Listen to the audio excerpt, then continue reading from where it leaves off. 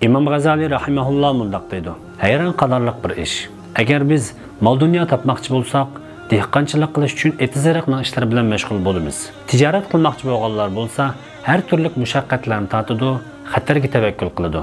Agar ilm egallamoqchi bo'lsak, ilm o'qish, yodlash, takror qilish deganga o'xshash ishlarning jafosiga chidaymiz.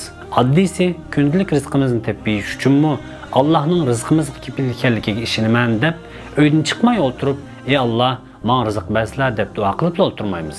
Ammo oxiratdagi abadiy baxt saodat tugamas ne'matlarga erishish uchun bo'lsa, "Ey Alloh, gunohlarimizni mag'firat qilslar, bizga rahim qilslar" deb duo qilib qo'yish bilan qanoatlanamiz.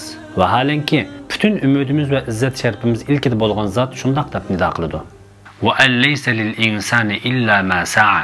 Inson faqat o'zining ishlagan ishining natijasini ko'rdi. Ya'ni shuning bilan birga Allohga qilgan ibodatlarimiz va boshqa amallarimizning hammasiga Allohning o'z fazli bilan bergan xolis tavba qilish fursati hamroh bo'lmaganida bizga qoladigani yana tortgan jafo mushaqqatlarimiz bo'ladi. Shuning uchun qilgan amal ibodatlarimizga har vaqt tavba hamroh qilishimiz kerak.